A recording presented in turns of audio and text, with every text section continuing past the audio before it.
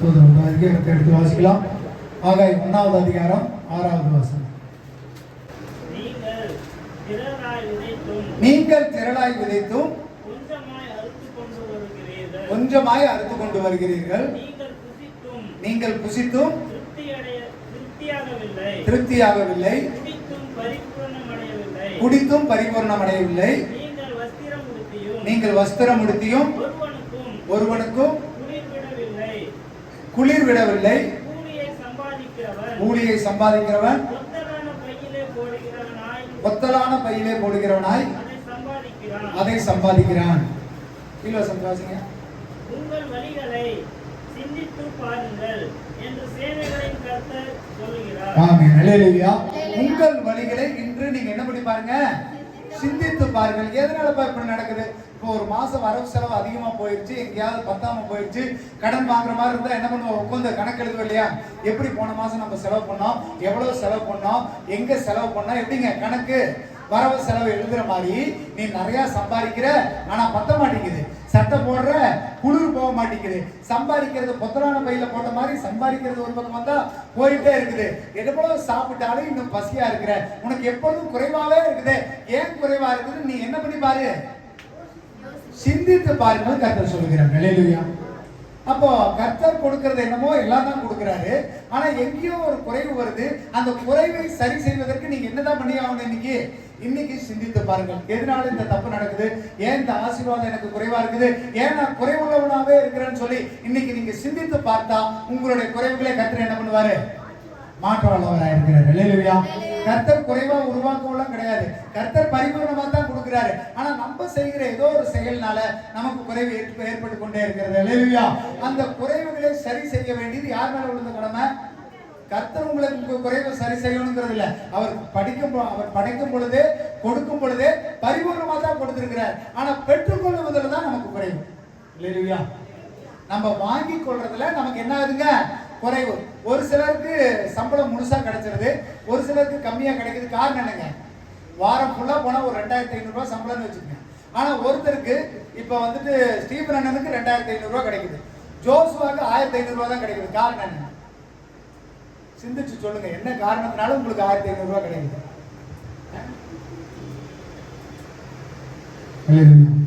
சொல்லுங்க ஜோசுவா, எதனால கம்மியா கிடைக்குதுங்க? எப்படிங்க? அதான் என்ன குறைவு? அவர் வாரத்துல 7 நாள் வேலைக்கு போனா இவர் 3 நாள் தான் வேலைக்கு போறாரு. எப்படிங்க? 3 நாள் வேலைக்கு போனா 7 நாளுக்கு சம்பளம் கிடைக்குமா? கிடைக்காது. அப்ப என்ன நடக்குது? ஏதோ ஒரு இடத்துல உனக்கு குறைவு ஏற்படுது, ஏதோ ஒரு இடத்துல உன்னால சரி பண்ண முடியல.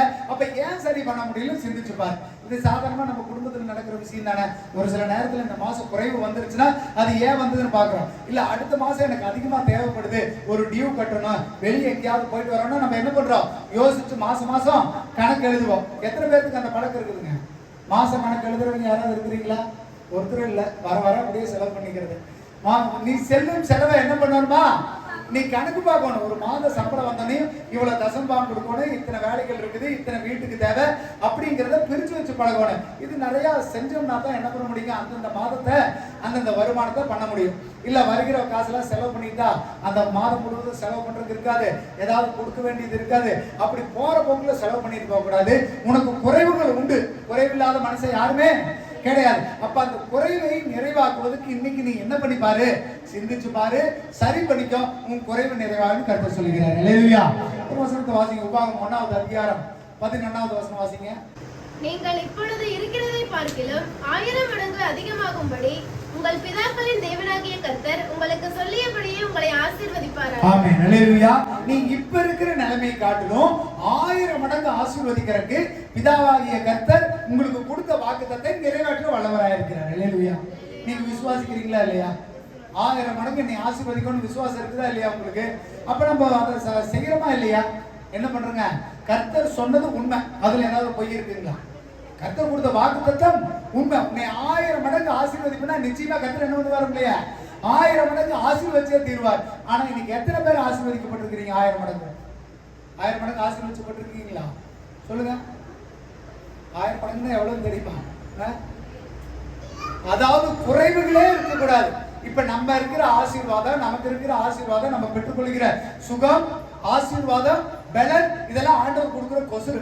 இதெல்லாம் 1000 மடங்கு கிடையாது. இப்ப இருக்கிற நிலைமை பார்த்து நம்ம சந்தோஷப்பட்டுக்கிறோம். அப்பா நான் சந்தோஷமா இருக்கிறேன், பரிபூர்ணமா இருக்கிறேன், குறைவே இல்லாம இருக்கிறேன், எனக்கு எல்லாமே இருக்கு நீங்க நினைச்சு சொல்லிட்டு இருக்கிறீங்களா? இது 1000 மடங்கு கிடையாது, ஏன் 100 மடங்கு கூட கிடையாது. ஏதோ கர்த்தர் கொடுக்குற கொசுகளை தான் நம்ம வாழ்ந்துட்டு இருக்கோம். இல்லையா? கர்த்தர் நமக்கு கொடுக்குற கொசு சும்மா எப்படி அன்னைக்கு எப்படி ஒரு ஐஸ்வர்யவான் சாப்பிடும் பொழுது கீழே துணிக்கல் விழுந்து எடுத்து சாப்பிட்டு அந்த லாசரு வயிறு திருப்தி அடைஞ்சானோ அது மாதிரி நம்ம திருப்தி அடைஞ்சுக்கிட்டு என்ன தெரியுமா சொல்றோம்? ஆண்டவரே போதுங்க ஆண்டவரே, நான் ஆசீர்வாதமா இருக்கிறேன்னு சொல்றீங்க. அது உண்மையிலேயே ஆண்டவர் கொடுக்குற ஆசீர்வாதம் கிடையாது.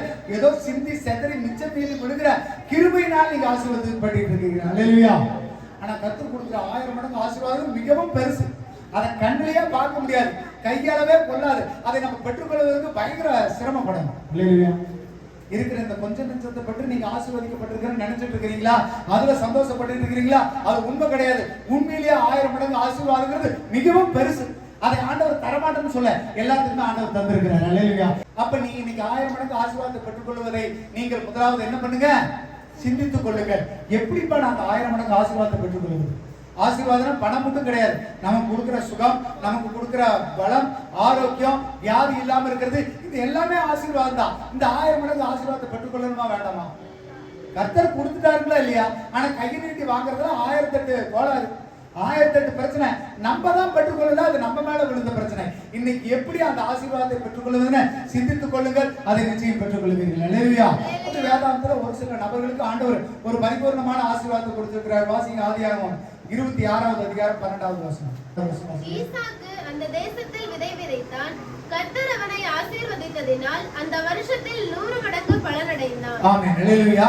ஈசாக்கு ஒரு உதாரணம். நமக்கு தெரிஞ்சது 100 தான் நமக்கு தெரியும். 100னா 100%. இப்ப ஒரு மார்க்ல பிள்ளைங்க படிக்கும் பொழுது என்ன சொல்லுவாங்க? 100க்கு 100 வாங்கினியா, அதை வச்சுதான் சொல்லுவாங்க. 100ங்கிறது ஒரு முழுமையான மதிப்பு.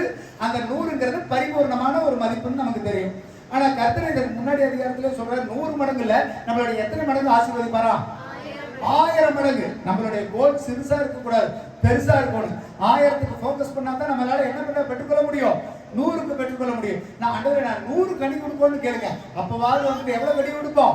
60 கனி கொடுப்போம். அப்பவாது எவ்வளவு கனி கொடுப்போம்? 30 கொடுப்போம். ஆண்டவரே எனக்கு ஒரு தாளந்து போதும் ஆண்டவரே, இதையே வச்சுக்கிறேன்னு நினைச்சீங்கன்னா நம்ம வாழ்நாள் ஆசீர்வாதத்தை பெற்றுக்கொள்ளவே முடியாது. ஆண்டவர் கொடுக்கிற கிருபைகளை பெற்றுக்கொள்ளவே முடியாது. வேதாந்தத்துல சொல்லும்போது ஒரு பரிபூர்ண ஆசீர்வாதம் பெற்ற ஒரு நபர் ஈசாக்கு. அவர் எப்படி ஆசீர்வாதம் பெற்றுக்கிட்டார், எந்த சூழ்நிலையில பெற்றுக்கிட்டார்னு முதல் வசனத்தை வாசிங்க. ஆபிரகாமின் நாட்களில் உண்டான பஞ்சத்தை அல்லாமல் பின்னும் ஒரு பஞ்சம் தேசத்தில் உண்டாயிற்று. அப்பொழுது ஈசாக்கு பெலிஸ்தருக்கு ராஜாவாகிய அபிமெலேக்கிடத்தில் போராடுவதற்கு போனான். ஆமென். அல்லேலூயா. இது பஞ்சம் நிறைந்த நாட்கள்ல ஈசாக்குக்கு 100 மடங்கு ஆசீர்வாதம். அல்லேலூயா. இது நல்ல விவசாயம் பண்ற நேரமோ, நல்ல காலமோ, நல்ல நேரமோ கிடையாது. எதற்குமே ஒத்து வராத நேரம். எப்படிங்க? விதை விதைக்கிறதுக்கு நேரம் இல்ல, அறுக்கிறதுக்கு காலம் இல்ல. ஒரு வறட்சியான மிகவும் பஞ்சமான காலத்திலையும் கர்த்தர் ஈசாக்கை 100 மடங்கு ஆசீர்வதித்தார். அல்லேலூயா. அப்ப கர்த்தருக்கு எந்த ரெஸ்ட்ரிக்ஷனுமே கிடையாது. உங்களை ஆசீர்வதிக்கணும்னா உனக்கு நல்ல இடம் வேணும், நல்ல வேலை வேணும், நல்ல பணம் வேணும், இதெல்லாம் எதுவுமே தேவையில்லை. ஆனா ஒண்ணு இருந்தா கர்த்தர் நிச்சயமாக உங்களை ஆசீர்வதித்தார். ஆமென். ஈசாக்கு எப்படி ஆசீர்வதிக்கப்பட்டார்? 100 மடங்கு ஒரு ஆசீர்வாதம் ஒரு மனுஷனுக்கு கிடைச்சது. அந்த தேசத்துல முழுமையா பஞ்சம், எல்லாருக்கும் கஷ்டம், சாப்பாட்டுக்கே வழி இல்லாத நேரத்துல ஈசாக்கு போய் கிணறு தோன்றா, தண்ணி வருது, விதைக்கிறா, ஆசீர்வாதம் எப்படி கிடைச்சதுங்க? எப்படி கிடைச்சதுங்க? இதெல்லாம் நம்ம ஒரு கதையா மட்டும் படிச்சுட்டு போக கூடாது. இது எப்படி நம்ம வாழ்க்கை முறைக்கு கர்த்தர் கொடுக்கிறார் அப்படிங்கிறத நம்ம தெரிஞ்சுக்கணும். இதையெல்லாம் படித்து பழகுறது எதுக்கு தெரியுங்களா? நம்ம வாழ்க்கையில அதை எப்படியாவது அதை நடைமுறைப்படுத்தணும். ஈசாக்கு வாழ்க்கையில ஒரு மிகப்பெரிய அற்புதம். கர்த்தர் முழுமையான ஆசீர்வாதத்தை கொடுத்தார். நம்ம இது வரைக்கும் யாருமே முழுமையான ஆசீர்வாதத்தை பெற்றுக்கொள்ளவே கிடையாது. நீங்க 100 மடங்கு ஆசீர்வாதத்தை பெற்றுக்கிட்டேன்னு நினைச்சிட்டீங்களா? கர்த்தர் கொடுக்குற அத்தனை ஆசீர்வாதம் உங்களுக்கு வந்துருச்சுன்னு நினைக்கிறீங்களா? நிச்சயம் கிடையவே கிடையாது. கர்த்தர் ஒரு மனுஷனை முழுமையா ஆசீர்வதிச்சா அவனுக்கு வியாதி இல்ல, வறுமை இல்ல, பலவீனம் இல்ல. அவன் எப்படி இருப்பானா? உண்மையான ஆசீர்வதிக்கப்பட்ட மனுஷன் தான். உஷ்ணத்தை காணாமல் இலை எப்பொழுதும் பச்சையா இருக்கும், தன் காலத்தில் தப்பாமல் கனி கொடுப்பான். யாரு? கர்த்தர் ஆசீர்வதிக்கிறவன். சும்மா நம்மளுடைய சம்பாத்தியமோ, நம்ம பலமோ, பணமோல நம்மளை ஆசீர்வதிக்காது, நம்மளை செழிப்பா வச்சிருக்காது. எத்தனை நாளைக்கு பணம் இருக்கும்? மாதம் வாங்குற சம்பளம் இல்ல வாரத்துல வாங்குற சம்பளம் எத்தனை நாளைக்கு உங்க கையில இருக்கும்? ஒரு நாள் இல்லாம போகும். ஆனா கர்த்தர் எவனை ஆசீர்வதிக்கிறானோ, கர்த்தர் யாரை ஆசீர்வதிக்கிறாங்களோ அவன் எந்த சூழ்நிலையில இருந்தாலும் பச்சையா இருப்பானா. அப்படிதான் ஈசாக்கு இருந்தார். காரணம் என்ன? வாசிங்க ஆதியாகமம் 22வது அதிகாரம் 6வது வசனம் வாசிங்க. ஆபிரகாம் தகன பலிக்கு கட்டைகளை எடுத்து தன் குமாரனாகிய ஈசாக்கின் மேல் வைத்து தன் கையிலே நெருப்பையும் கத்தியையும் எடுத்துக்கொண்டான். இருவரும் கூடி போனார்கள். அப்பொழுது ஈசாக்கு தன் தகப்பனாகிய ஆபிரகாமை நோக்கி, என் தகப்பனே என்றான். அதற்கு அவன், என் மகனே, இதோ இருக்கிறேன் என்றான். அப்பொழுது அவன், இதோ நெருப்பும் கட்டையும் இருக்கிறது, தகன பலிக்கு ஆட்டுக்குட்டி எங்கே என்றான். அதற்கு ஆபிரகாம், என் மகனே, தேவன் தமக்கு தகன பலிக்கான ஆட்டுக்குட்டியை பார்த்துக் கொள்வார் என்றான். அப்புறம் இருவரும் கூடி போய் தேவன் அவனுக்கு சொல்லியிருந்த இடத்துக்கு வந்தார்கள். அங்கே ஆபிரகாம் ஒரு பலிபீடத்தை உண்டாக்கி கட்டைகளை அடுக்கி தன் குமாரனாகிய ஈசாக்கை கட்டி அந்த பலிபீடத்தில் அடுக்கிய கட்டைகளின் மேல் அவனை கிடத்தினார். ஆமென். ஹல்லேலூயா. இந்த ஈசாக்குக்கு ஒரு ஹிஸ்டரி இருக்கு. என்ன ஹிஸ்டரினா, ஈசாக்கு முதல்லயே சாவை கண்டுட்டு வந்தவன். எப்படிங்க?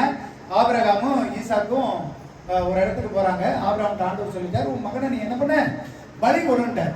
அப்போ ஈசாக்கை கூட்டிட்டு போகும் பொழுது என்ன சொல்றாரு பாருங்க, மலை அடிவாரத்துல நின்றுட்டு கட்டைகளை ஏற்றி ஈசாக்கு மேல வச்சு அனுப்புறாங்க. அப்ப ஈசாக்கு ஒரு வாலிப பையன் சொல்லப்படுகிறது, வேதாந்தத்தில் சொல்லப்படும் போது.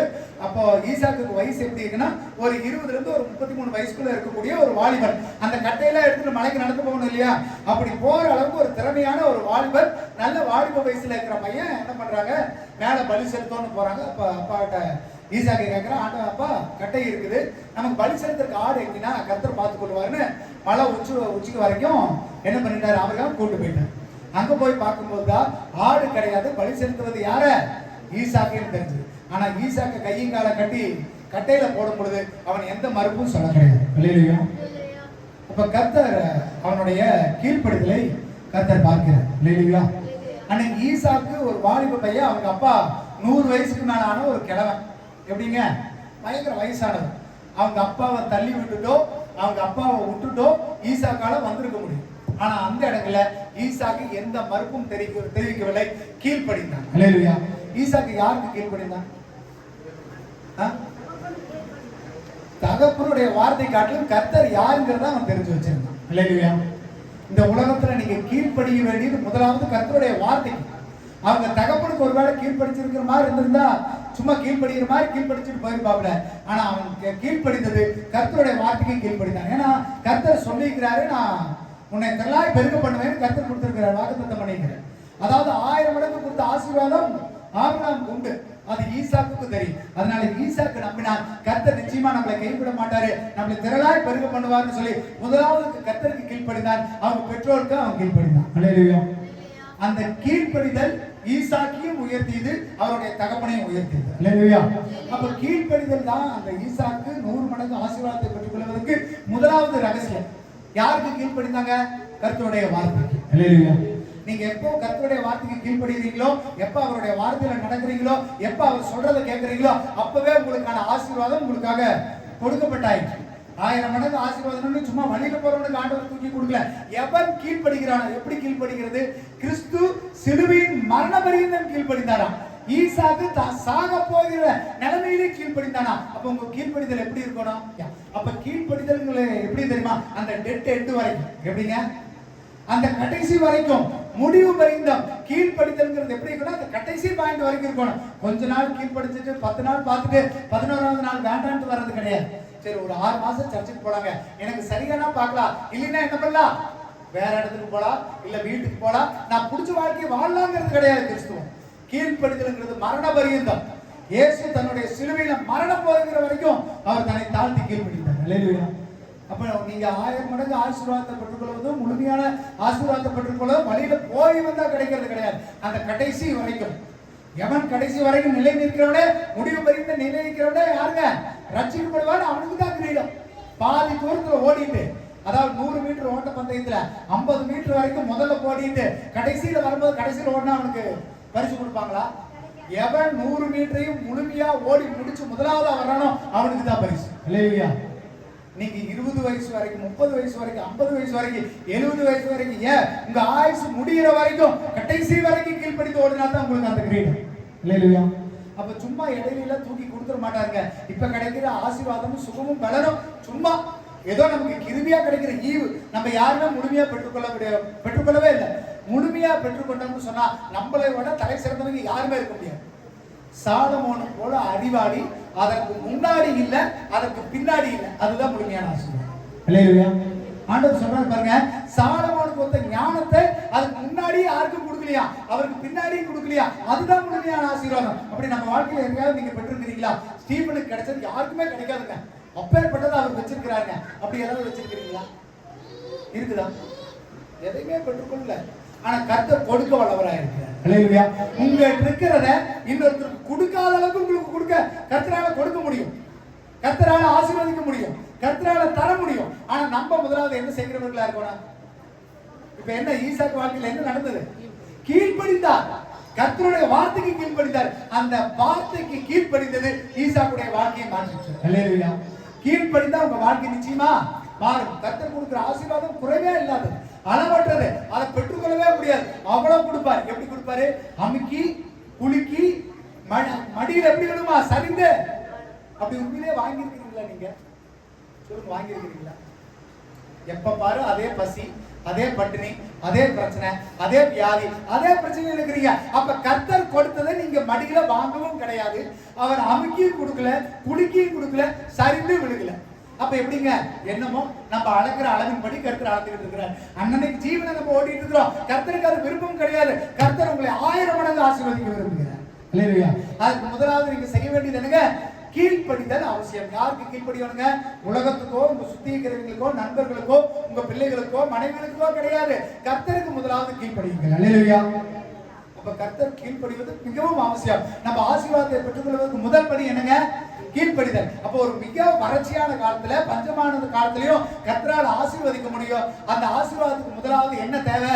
கீழ்ப்படிதல் அவசியம். இரண்டாவது ஒரு நபர் வாசிங்க. யோபு 1வது அதிகாரம் 22வது வசனம் வாசிங்க. இவை எல்லாவற்றிலும் யோபு பாவம் செய்யவும் இல்லை, தேவனை பற்றி குறை சொல்லவும் இல்லை. ஆமென். அல்லேலூயா. யோபுடைய வாழ்க்கை இன்னொரு உதாரணம். யோபு வந்துட்டு கர்த்தர் ஆசீர்வதிக்கும் பொழுது அந்த பின்னாடி அதிகாரத்துல கடைசியில வாசிச்சா தெரியும். கர்த்தர் ஏன் யோபுவை வாதித்தார், ஏன் ஆசீர்வதித்தார் அந்த வசனத்துல சொல்லப்படுகிறது. அந்த 1வது வசனத்தை வாசிங்க. யோபு என்னும் பேர் கொண்ட ஒரு மனுஷன் இருந்தான். அந்த மனுஷன் உத்தமனும் சன்மார்க்கனும் தேவனுக்கு பயந்து பொல்லாப்புக்கு விலகுகிறவனுமாய் இருந்தான். ஆமென். அல்லேலூயா. யோபு பத்தி சொல்லும்போது ஒரு இன்ட்ரோடக்ஷன் சொல்றாங்க. யோபு ஆசீர்வதிக்கப்படுவதற்கு முன்பாகவே அவன் எப்பேற்பட்டவனா இருந்தா? உத்தமனும் சன்மார்க்கனும் தேவனுக்கு பயந்து பாவத்தை விட்டு விலகக்கூடிய ஒரு மனுஷன் ஆண்டவர் சர்டிபிகேட் கொடுக்கிறார். அல்லேலூயா. அப்ப நமக்கு எத்தனை பேருக்கு சர்டிபிகேட் கொடுத்திருக்கிறாரு? ஆண்டவர் கொடுப்பாரா? நீ இப்படி இருக்கிற, இவ்வளவு நல்லவனா இருக்கிற, இவ்வளவு கரெக்டா இருக்கிற, ஒரு வார்த்தையும் தவற விட மாட்ட, ஒரு வார்த்தையும் தவற விட மாட்ட, ஆண்டவருடைய சமூகத்துல எழுதுனா நீ எப்படி இருப்ப? நம்ம அப்படி இருக்கிறோமா? நம்ம பக்கத்துல இருக்கிறவனே நமக்கு சர்டிபிகேட் கொடுக்கறது. பொண்டாட்டியே என்ன பண்றது இல்ல, புருஷனுக்கு அவரு கிடக்குறாருங்க ஒண்ணுக்கு மாத்தவர். என்னங்க அவர்ல எண்ணத்துக்கு இருந்து இந்த கோவில அவர் பார்த்து சிரிச்சுட்டு இருக்கிறீங்க. என்ன விஷயம்? அவர்லாம் என்னத்தை ஜோப் பண்றது, என்னத்தை பாடுறது? சர்ச்சுக்கு வாங்கினா டிவி வேலை செய்ய போறாப்ல, ஃபேன் வேலை செய்ய போறோம். எங்கிட்ட குறைய அப்படித்தான் வருது. ஐயா நான் ரெடியா தான் இருக்கிறேன், அவரும் வரமாட்டேங்கிறாருங்கய்யா.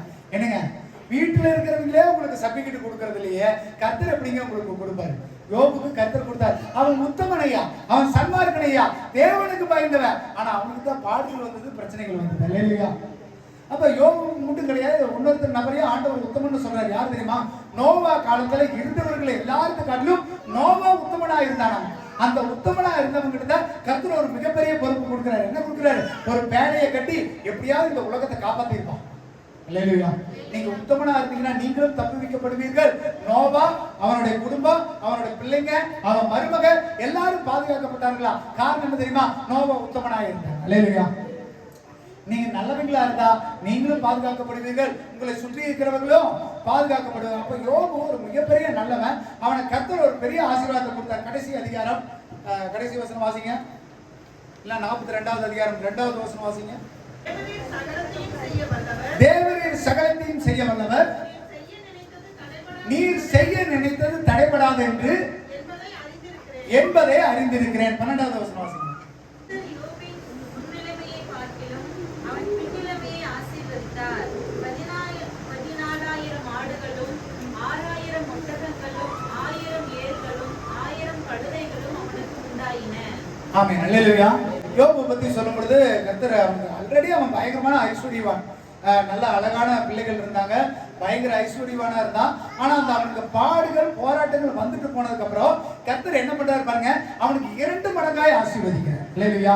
அவன் பெற்றுக்கொண்டது அவன்கிட்ட இருந்ததை இன்னும் மல்டிபிள் பண்றாரு ஆண்டவர். என்ன பண்றாருங்க, இந்த வருஷம் வந்துட்டு என்னங்க, எனக்கு ஒரு 1000 ரூபாய் கடன் இருந்துங்க, அடுத்த வருஷம் எவ்வளவு கடன் இருக்குங்க, ஒரு 10,000 ரூபாய் கடன் இருக்கு. எப்படிங்க, கர்த்தர் ஆசீர்வதிச்சதுனால உங்க பழைய கடன் இப்படி எப்ப என்னவா மாறிடுச்சு, டபுளா மாறிடுச்சு. இன்கம் டபுள் ஆகிறது இல்ல, கடன் மட்டும் வருஷம் என்ன ஆயிட்டு இருக்குது, டபுள் ஆயிட்டு. வட்டி குட்டி போடுது, ஒரு குட்டி இன்னொரு குட்டி போடுது, கடன் மட்டும் தான் அதிகமாயிட்டு இருக்குதோ தவிர ஆசீர்வாதம் அதிகமாகிறது இல்ல, சுகம் அதிகமாகிறது இல்ல, பலன் அதிகமாகிறது இல்ல. வயசாக பலன் அதிகமாக குறையுமாங்க, வயசாக பலன் அதிகமாகுமா குறையுமா? ஆனா கர்த்தர் சொல்றாரு, நீ வயதானாலும் நீ எப்படிதான் இருப்ப, வாலிபனை போல இருப்ப.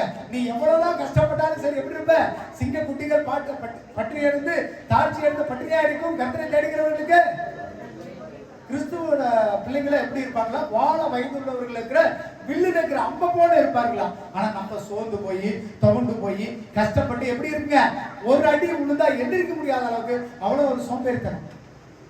கர்த்தருடைய பிள்ளைகள் எப்படி இருப்பாங்களா, நல்லா வாழ வயதுள்ளவர்கள் போல கழுவுக்கு ஒற்ற பலனும் போல இருப்பார்களா. ஆனா நம்ம கிட்ட பணமும் இல்ல, பணமும் இல்ல, ஆசீர்வாதம் இல்லை. எங்க போச்சு இதெல்லாம்? கர்த்தர் கொடுக்க மாட்டேன்னு சொன்னாரா? கர்த்தர் எடுத்துக்கிட்டாரா உங்ககிட்ட இருந்து? அந்த 2வது வசனத்தை வாசிங்க. தேவரீர் சகலத்தையும் செய்ய வல்லவர், நீர் செய்ய நினைத்தது தடைபடாது என்பதை அறிந்திருக்கிறேன். கர்த்தர் செய்யறதை யாராலும் தடுத்து நிறுத்த முடியுமாங்க? யோபு கிட்ட எல்லாமே போச்சு, ஈசாக்கு கிட்ட ஒண்ணுமே இல்லை. ஒண்ணு இல்லாத இடத்துல 100 மடங்கு ஆசீர்வாதம் கொடுத்தார். யோபு கிட்ட எல்லாமே போச்சு, இல்லாத இடத்துல இருந்து திரும்ப 2 மடங்கு ஆசீர்வாதம் கொடுத்தார். அல்லேலூயா. கர்த்தர் சொன்ன வார்த்தை ஒரு நாளும் ஒருபோதும் பொய்யா போவதே இல்லை, குறைஞ்சா போவதில்லை. 1000 மடங்கு நான் உன்னை ஆசீர்வாதம் நிச்சயம் கர்த்தர் ஆசீர்வதிச்சே தீருவேன். அல்லேலூயா. ஆனா எப்படி அந்த ஆசீர்வாதத்தை பெற்றுக்கொள்வது? ஈசாக்கு கீழ்ப்படிந்தான், அந்த ஆசீர்வாதத்தை பெற்றுக்கொண்டார். யோபு என்ன செஞ்சார்? அந்த 1 அதிகாரம் கடைசி வசனம் வாசிங்க. இவை எல்லாவற்றிலும் யோபு பாவம் செய்யவில்லை, தேவனை பற்றி குறை சொல்லவும் இல்லை. அல்லேலூயா. இந்த குறை சொல்றதுங்கிறது நமக்கு சாதாரணமா வர்றது.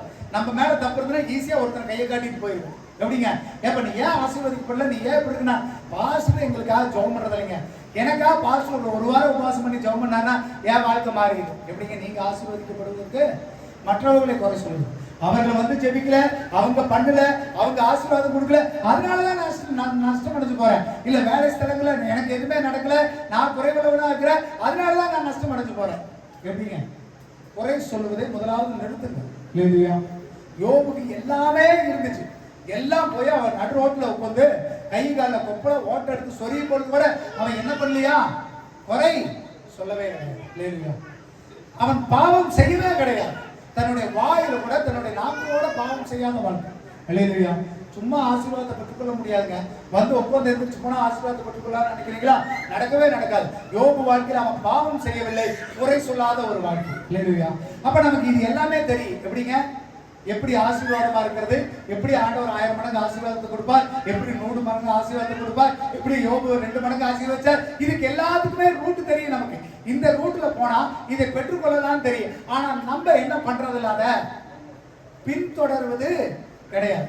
நம்ம ஆசீர்வாதத்தை இழந்து போவதற்கு முக்கியமான காரணமே நம்ம ஃபாலோ பண்றது கிடையாது, ஒரு விஷயத்தை பின்தொடர்வது கிடையாது. ஒருத்தர் லட்சியத்துல வெற்றி பெறணும், ஒரு ஆசீர்வாதத்தை பெறணும்னா அந்த லக்க நோக்கி என்ன பண்ணணும், நம்ம ஓடிக்கிட்டே இருக்கணும். இன்னைக்கு வரலீங்க விட்டுட்டு ஒரு 3 மாசம் அதை பின்தொடர்ந்துட்டு விட்டுட்டா அவனால நல்லா இருக்க முடியுமா?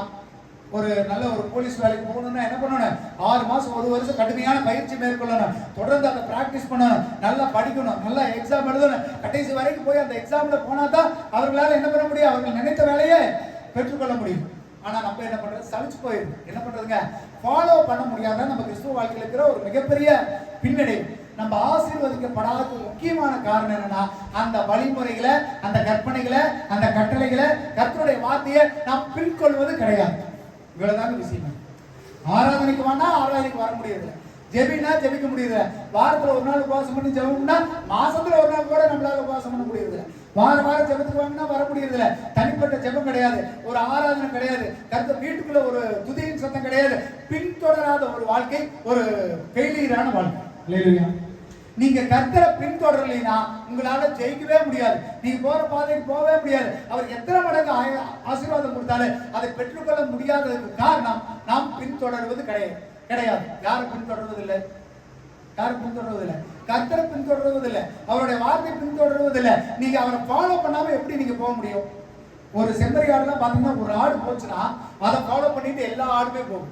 இது சப்போஸ் ஒரு மலை உச்சியில போய் ஒரு ஆடு குதிச்சுன்னு வைங்களேன், எல்லா ஆடும் போய் குதிச்சுக்கிட்டு தான் இருக்கு. ஏன்னா அதுக்கு வழி தெரியாது. யாரு முன்னாடி போறாங்களோ அதை ஃபாலோ பண்ணி தான் அந்த ஆடு போகும். நீங்க நல்ல வழியை ஃபாலோ பண்ணீங்கன்னா உங்க குடும்பம் உங்களை நோக்கி பின்தொடர்ந்து வரும், நித்திய ஜீவனுக்கு போகும். ஒருவேளை நீங்க தவறான வழிக்கு போனீங்கன்னா உங்களை நோக்கி பின்னாடி வர்றீங்க அத்தனை பேரும் அந்த பாதாளத்துக்கு போவாங்க. உங்க குடும்பம், பிள்ளைங்க, உன் சொந்த பந்தம், உன் ஆஸ்தி அந்தஸ்து எல்லாமே எங்க போக, நீங்க எந்த வழியில போறீங்களோ அந்த வழியை நோக்கி போகும். இல்லையா? நீங்க கிறிஸ்துவை பின்தொடர்ந்தீங்கன்னா ரட்சிக்கப்படுவீங்க, நித்திய ஜீவனுக்கு போவீங்க. உலகத்தை பின்தொடர்ந்தீங்கன்னா அதால பாதாளத்துக்கு தான் உங்களை கொண்டு போகும். வசனத்தை வாசிங்க. யோவான் 6வது அதிகாரம் 67வது வசனம். இயேசு 12வரையும் நோக்கி, நீங்கள் போய்விட மனதாய் இருக்கிறீர்களோ என்றார். ஆமென். அல்லேலூயா. இயேசு வாழ்ந்த காலத்துல அவருடைய உபதேசங்கள் ரொம்ப கடுமையா இருக்குன்னு சொல்லி ஒரு சிலர் என்ன தெரியுமா பண்றாங்க? ஐயோ இவர் உபதேசம் என்னப்பா இவ்வளவு கடுமையா இருக்குன்னு சொல்லி அவரை பின்தொடர்ந்து வந்தவர்கள் எத்தனையோ பேர் வழி விலகி போயிட்டாங்க. இல்லையா?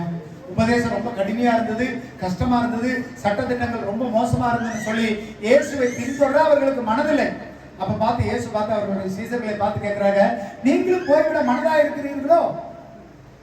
அப்ப பின்வாங்கி போற வாழ்க்கை தான் கிறிஸ்துவ வாழ்க்கையில ரொம்ப தவறான பாதை. இப்ப வரைக்கும் நம்மளால ஆசீர்வாதத்தை பெற்றுக்கொள்ள முடியாத காரணம் என்ன தெரியுமா? நம்மளால என்ன பண்ண முடியல? ஃபாலோ பண்ண முடியல. சொல்லுங்க, ஃபாலோ பண்ண முடியல, தொடர்ந்து செய்ய முடியல. ஒரு விஷயத்தை தொடர்ந்து செய்யாததா தப்பான விஷயத்துக்கும் நம்ம தோற்று போவதற்கு காரணமாய் மாறும். இல்லையா? கிறிஸ்துங்கிறது சும்மா கிடையாது. கிறிஸ்துவங்கிறது சும்மா கிடையாது. இன்னைக்கு வந்து உட்கார்ந்து போனவே எனக்கு ஆசீர்வாதம், எனக்கு சுகம், எனக்கு பலன் கிடைக்கிறீங்களா? இதெல்லாம் நான் சொன்னேன் முதல்ல சொன்ன மாதிரி, இது சும்மா கொடுத்த ஈவு. கர்த்தர் கொடுத்த முழு ஆசீர்வாதத்தை நம்ம பெற்றுக்கொள்ளவே கிடையாது. இல்லையா? கர்த்தர் கொடுக்கிற ஆசீர்வாதத்தை முழுமையா பெற்றுக்கொள்ளவன் தான் கிறிஸ்துவன். அவனுக்கு வியாதி இருக்காது, வறுமை இருக்காது, பலவீனம் இருக்காது, எதை குறிச்சு அஞ்ச மாட்டான். எப்படிங்களா? துன்பா இருக்குன்னு எப்பவுமே அவன் வழிகள்லாம் ரொம்ப மோசமா இருக்கும். ஆனா நீதியின் பாதையில நடக்கிறவன் சிங்கத்தை போல நடப்பானா. அவனுக்கு பயம் கிடையாது, பதட்டம் கிடையாது, அவன் சமாதானமா இருப்பான். அவனுடைய வழிகள்லாம் எப்படி இருக்கு? சமாதானமா இருப்பான். அப்ப கர்த்தர் கொடுக்கிற ஆசீர்வாதத்தை பெற்றுக்கொள்ள முடியாத முதலாவது காரணம் நம்ம யாரை பின்தொடர்வதில்லை, கர்த்தருடைய வார்த்தை பின்தொடர்வதில்லை, கர்த்தரை பின்தொடராம அவருடைய பாதையில போகாம இருக்கிறதா நம்ம இழந்து போவதற்கான காரணம். என் வாழ்நாள் முடியறதுக்குள்ள கர்த்தாவே நீ கொடுக்கிற முழுமையான ஆசீர்வாதத்தை பெற்றுக்கொள்ளணும்னு கேளுங்க. இதுவரைக்கும் யாருமே பெற்றுக்கொள்ள கிடையாது. அப்ப நம்ம பெற்றுக்கொள்ளணும்னு சொன்னா முதலாவது கீழ்ப்படிகிறவர்களா இருக்கணும், இரண்டாவது பாவம் செய்கிறவர்களா இருக்கக்கூடாது, மூணாவது மறுதலிச்சு ஆண்டவரை விட்டு வழி விலகி போகிறவர்களா இருக்கணும். எப்படியா தொடர்ந்து ஃபாலோ பண்ணுங்க. உங்களுக்கான நல்ல வழிமுறைகளை கற்றுக் கொடுத்துருக்கிறோமா இல்லையா? வாரம் சர்ச்சுக்கு வாங்க, டெய்லி ஜெபம் இருக்குது, உபவாச ஜெபம் இருக்குது, காத்திருப்பு ஜெபம் இருக்குது. எப்படியா தனிப்பட்ட ஜெபத்துல ஜெபிங்க. ஆண்டவரை பின்தொடர்ந்துகிட்டே இருங்க. இல்லையா? பின்தொடர்ந்துகிட்டே இருந்தீங்கன்னா நீங்க மூழ்கி போக மாட்டீங்க. பேதுரு ஆண்டவரை பார்த்துக்கிட்டு இருக்கிற வரைக்கும் கடலுன்னு தெரியல, கடலுக்குள்ள ஆழ இருக்குன்னு தெரியல. எப்ப சுத்தி வர பார்த்தானோ அடுத்த நிமிஷமே அவன் முன்பு தொடங்கினான். இல்லையா? உலகம் எப்பவுமே ரொம்ப ஆபத்தானது. அதுல என்ன பண்றானா, எவனை விடுங்களாமோ என்று வகை தேடி சுற்றி திரிகிறானா. நீங்க திருமணிக்கு உங்களை முழுக்கிறதுக்கு ஆளுங்க இருக்கிறாங்க. ஆனா கர்த்தரை பார்த்து போயிட்டே இருந்தீங்கன்னா அது கடலா இருந்தாலும் சரி, எவ்வளவு சூறாவளியா இருந்தாலும் சரி, எவ்வளவு பிரச்சனையா இருந்தாலும் சரி, உங்க பாதை சுமூகமா இருக்கும். இல்லையா? நீங்க தொடர்கிறது யாரை பின்தொடரணுங்க? இயேசுவை. நான் சொல்றேன் சொல்லுங்க, ஃபாலோ ஜீசஸ். Follow Jesus. இயேசுவை பின்தொடருங்க. அல்லேலூயா. உங்க வாழ்க்கை செழிக்கும். அல்லேலூயா. பாஸ்டரையோ இல்ல உங்க வீட்டுல இருக்கிறவங்களையோ உங்க பிள்ளைங்களையோ உங்க பெற்றோர்களையோ பின்தொடராதீங்க. நீங்க பின்தொடர வேண்டியது யார? ஈசாக்கு அவங்க அப்பா பேச்ச மட்டும் கேட்கல. இப்படி ஒரு வார்த்தை இருக்குது, கர்த்தர் என்னை உருவாக்கினார், கர்த்தரால செய்ய முடியும், கர்த்தருடைய வார்த்தையை அவன் விசுவாசிச்சு. அல்லேலூயா. முதலாவது கர்த்தருடைய விசுவாசி நீயும் உன் வீட்டாரும். அவன் முதலாவது ஆண்டவர்கிட்ட. அல்லேலூயா. அதனால கீழ்ப்படிவது அவசியம், கர்த்தரை தொடர்வது அவசியம். எப்ப வரைக்கும் தொடருவானுங்க? இன்னைக்கு மட்டுமா? ஞாயிற்றுக்கிழமை மட்டுமா? நாளைக்கா? அடுத்த வாரமா? இல்ல மாசம் ஒருக்காவா? உங்களுடைய ஆயுசு நாள் முடிகிற வரைக்கும், நம்மளுடைய ஜீவன் பிரியும் வரை. பாட்டு மட்டும் நல்லா பாடுற இல்லைங்களா? இன்னைக்கு அந்த பாட்டு பாட்டீங்களா?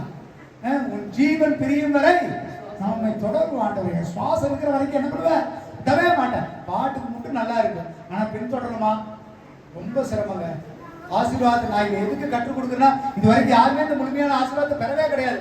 அப்படி பெற்றுக்கிட்டா உங்களை ஒருத்தராலே அசைக்க முடியாது. கை நீட்டி சொல்ல முடியாது. எத்தனை வசனம் படிக்கிறீங்க? நிப சொல்ல உன்னிடத்துல இருந்து நீக்குவாரு, கை நீட்டுதல உங்கள்கிட்ட இருந்து நீக்குவாரு. இதெல்லாம் 1000 மடங்கு ஆசீர்வாதத்துல ஒண்ணு. ஆனா இன்னும் ஒருத்தவங்களை கேவலப்படுத்திட்டு இருந்தா, ஒருத்தர் கஷ்டப்படுத்திட்டு இருக்கிறான், உங்களை ஒருத்தர் குத்தி காட்டிக்கிட்டே இருந்தானா நீங்க என்னத்தை பெற்றுக்கொள்ளல? ஆசீர்வாதத்தை எக்கச்சக்கமான ஆசீர்வாதம் கொடுக்கிற அத்தனை மறைபொருளும் ஆண்டவர் 1000 மடங்காக எங்களுக்கு கொடுத்த ஆசீர்வாதம். அது 1 மடங்கு கேள்விதான். அதை பெற்றுக்கிட்டோமானா ரொம்ப கொஸ்டின் தான். இப்ப நமக்கு கிடைச்சுக்கிட்டு இருக்கிறதுல சும்மா எப்படிங்க மேஜையில இருந்து விழுகிற துணிக்கி தான் நம்ம பெற்றுக்கிட்டு இருக்கிறோம். முழு ஆசீர்வாதத்தை பெறல. அந்த முழு ஆசீர்வாதத்துல கையில வாங்கிட்டீங்கன்னா உங்களை விட பெரிய ஆட்கள் இந்த உலகத்துல யாருமே கிடையாது. கிறிஸ்துவ வாழ்க்கையின் முழுமையை ஆண்டவர் கொடுக்கிற முழுமையை பெற்றுக்கொள்வது. அதற்காக பிரயாசப்படுங்கள். கர்த்தர் உங்களை ஆசீர்வதிப்பார். அல்லேலூயா. எல்லாம் எழுந்திருப்போம், ஜெபிப்போம். ஸ்தோத்திரிக்கிறோம் ஆண்டவரே. நல்ல தகப்பனே ஸ்தோத்திரிக்கிறோம், துதிக்கிறோம். இந்த ஆசீர்வதிக்கப்பட்டதாக ஆண்டவரே நல்ல ஓய்வு நாளுக்காக நன்றி. பிள்ளைகளாக நாங்கள் சமூகத்தில் கூடி ஆராதிக்க, துதிக்க, ஜெபிக்க கர்த்தர் ஏற்படுத்தி கொடுத்த நல்ல தருணத்துக்காக ஸ்தோத்திரிக்கிறேன். வந்த பிள்ளைகள் ஒவ்வொருவரும் பேர் பேராக தொட்டு ஆசீர்வதிங்க ஆண்டவரே. அவர் குடும்பங்கள், பிள்ளைகள், உற்றார், உறவினர், நண்பர்கள் இயேசுவின் நாமத்தினாலே ஆசீர்வதிக்கப்பட்டிருக்கட்டும். கர்த்தர் எல்லா தேவைகளையும் சந்திங்க. மாலையில் நடக்கிறதான 2ஆம் ஆராதனை கர்த்தர் பொறுப்படுத்திக் கொள்ளுங்க. கர்த்தர் பெரிய காரியங்களை செய்யுங்க ராஜா. விசேஷமா இந்த தேசத்திற்காக, மக்களுக்காக ஜெபிக்கிறோம். கர்த்தர் நல்ல காரியங்களை உண்டு பண்ணுங்க. இந்த நாட்கள் ஆண்டவரை தொடர்ந்து ஜெபிக்கவும், ஆராதிக்கவும், கர்த்தாவே உண்மை பின்தொடரவும் கர்த்தாவே எங்களை அர்ப்பணிக்கிறோம். கர்த்தர் நீர் கொடுக்கிற அந்த ஆண்டவரே இந்த 1000 மடங்கு ஆசீர்வாதத்தையும் பெற்றுக்கொள்ள எங்களை தகுதியுடையவர்களாக மாற்றுங்க. ஒவ்வொரு குடும்பத்தையும் கருத்தில் அர்ப்பணிக்கிறோம். ஆசீர்வதிங்க. இயேசுவின் மூலம் ஜெபிக்கிறோம் நல்ல பிதாவே. ஆமென். அல்லேலூயா. அல்லேலூயா. அல்லேலூயா.